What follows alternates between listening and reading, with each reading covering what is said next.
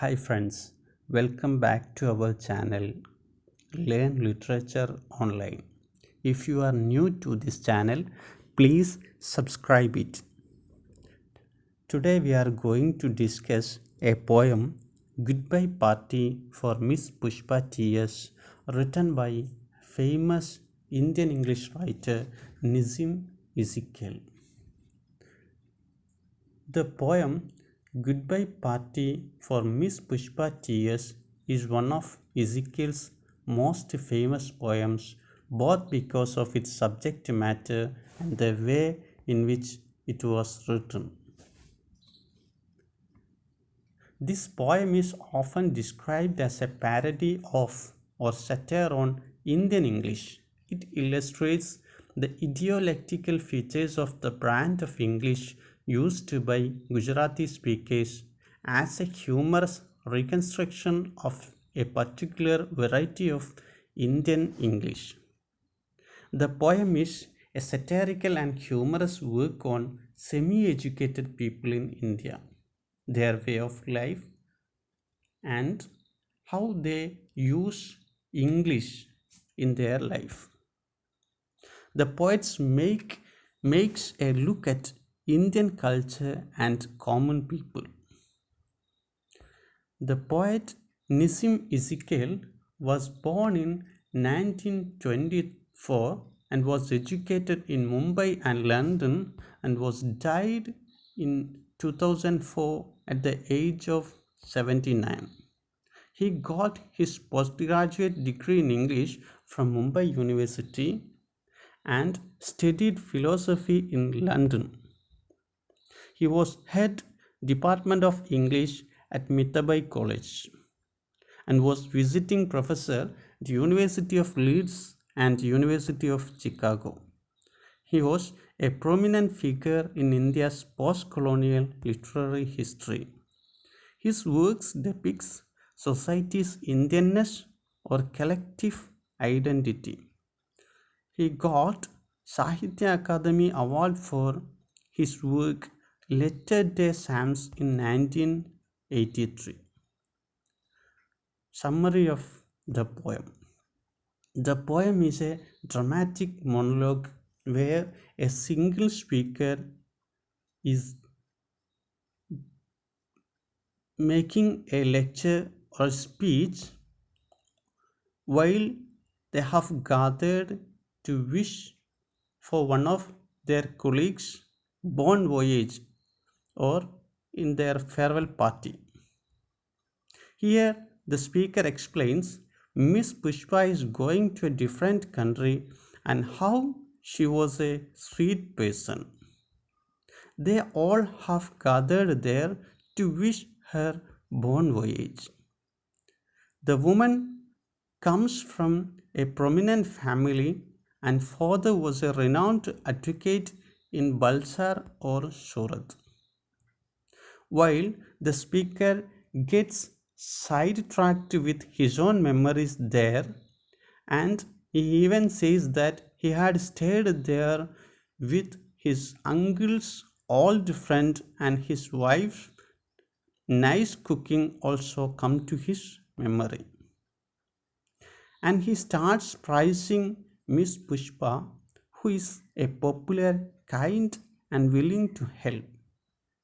Finally, the speaker asks others to give their own speeches, and after that, Miss Pushpa will sum up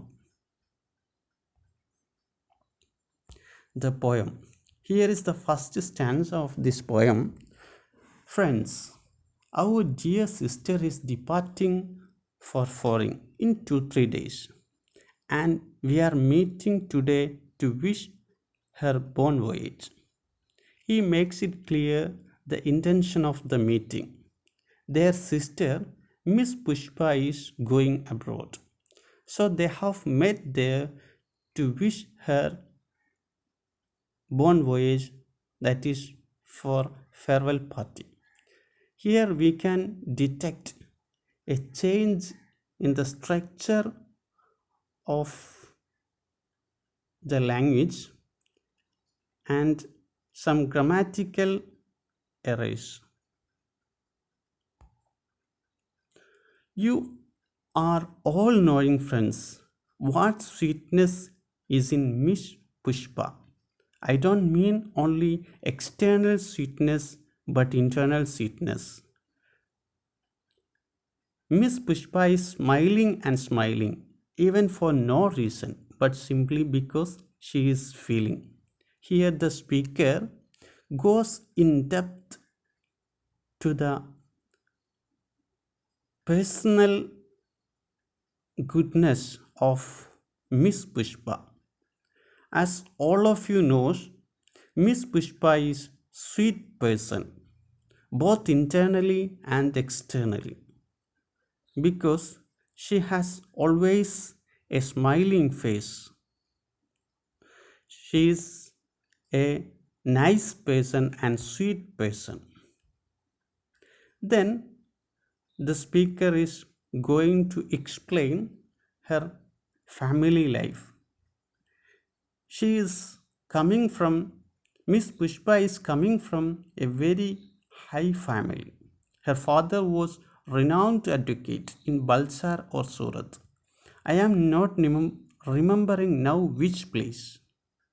He says that she is coming from a noble family, and even he remember her father was a renowned advocate in Balsar or Surat, but he is not able to remember now which place it is.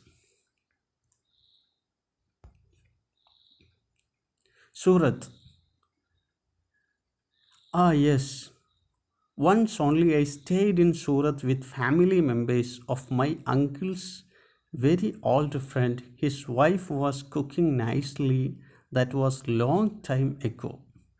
He remembers Surat as it is, and even goes into his memory that once he had stayed there in Surat with his uncle's old friend, and even he remember how his wife was cooking so nicely. That was long time ago. Coming back to Miss Pushpa, she is most popular lady with men also and ladies also. He had already detailed some personal qualities of Miss Pushpa. He even further says that she is popular with men and ladies. Whenever I asked her to do anything, she was saying, "Just now only I will do it." That is showing good spirit. I am always appreciating the good spirit. The speaker says that Miss Pushpa is good at her mind. Whatever he is asking, and whenever he asks her to do anything, she is so willing. "Just now only I will do it," she will reply. She is good at her mind. Pushpa Miss is never saying no. Whatever I or anybody is asking, she is always saying yes. And today she is going to improve her prospect, and we are wishing her bon voyage. Now I ask other speakers to speak, and afterwards Miss Pushpa will do summing up. Whatever she is being asked, she never say no. Today she is leaving them to improve her prospects. She is leaving this country for foreign. So they have gathered there to wish her bon voyage. So he requests other speakers to come, and after their speeches, Miss Pushpa will do summing up. That means Miss Pushpa will sum up the meeting after the other speakers had made their speeches.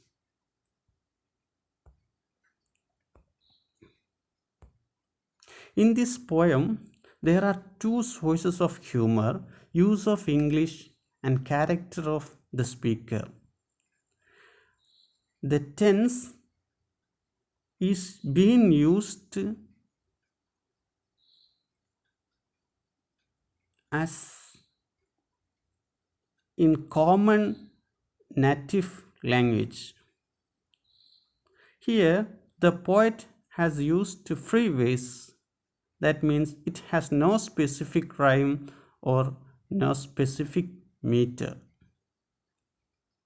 Though it is freeways, the poem is musical with its line breaks and punctuation. Poet uses dialect of urban Indians, especially the dialect prevalent in Mumbai that was being called as Babu English. Babu is derogatory term used by British to denote a person that is irrelevant. Here poets makes fun of people. Grammatical mistakes and strange arrangements of word phrases and idioms can be seen throughout this poem. And occasionally we can see direct translations of expressions. That means if we are directly translating our language into English, both to the two languages structure will be different. We will try to translate our idea directly into English. Colloquial language can be seen throughout this poem. Commitment to everyday and ordinary life. Okay, friends, thank you.